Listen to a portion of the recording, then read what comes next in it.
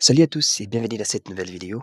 Aujourd'hui, nous allons voir comment avoir l'idée pour créer un logo professionnel. Et vous avez des fois, vous voulez créer un logo, mais sauf que vous manquez l'idée, ou soit comment commencer, comment avoir l'idée pour créer un logo professionnel. Alors, dans ce tutoriel, je vais vous montrer comment concevoir un logo professionnel. Supposons que vous demandez de créer un logo pour une église dont le nom est Nat Tabernacle. Nat Tabernacle. Premièrement, vous devez d'abord savoir le symbole qu'ils utilisent. Alors, si cette église n'a pas de symbole, genre, pour certaines églises, ils aiment trop utiliser l'aigle, pour d'autres églises, la colombe, vous voyez, des histoires pareilles. Alors, si dans cette église, on vous dit rien de ce qu'ils utilisent souvent, alors vous pouvez déjà réfléchir sur ce qui concerne d'abord l'église. Lorsqu'on voit une église, on voit un temple. Ça, c'est un temple. Supposons, comme ça, c'est un temple.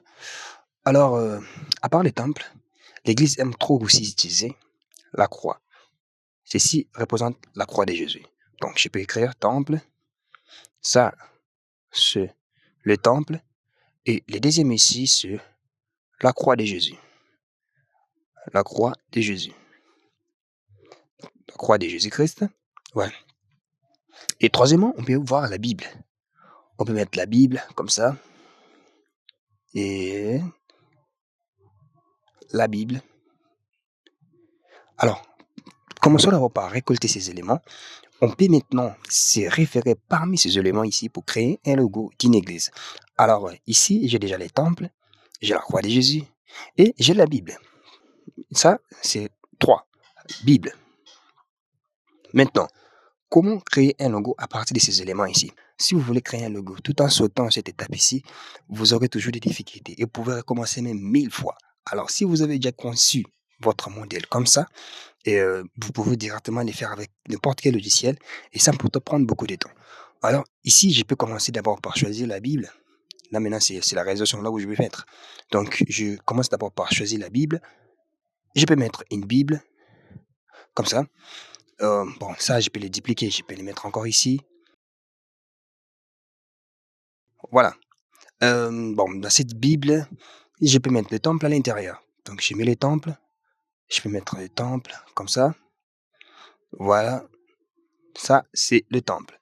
Et pour finir, je vais mettre la croix de Jésus ici.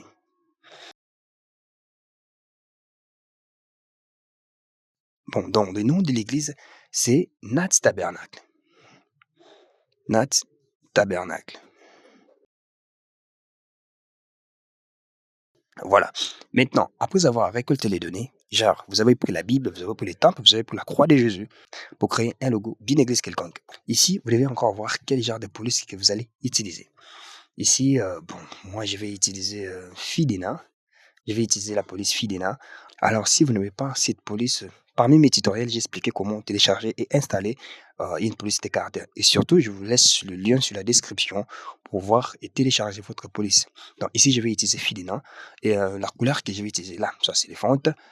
Et la couleur que je vais utiliser, couleur, je vais utiliser la couleur bleue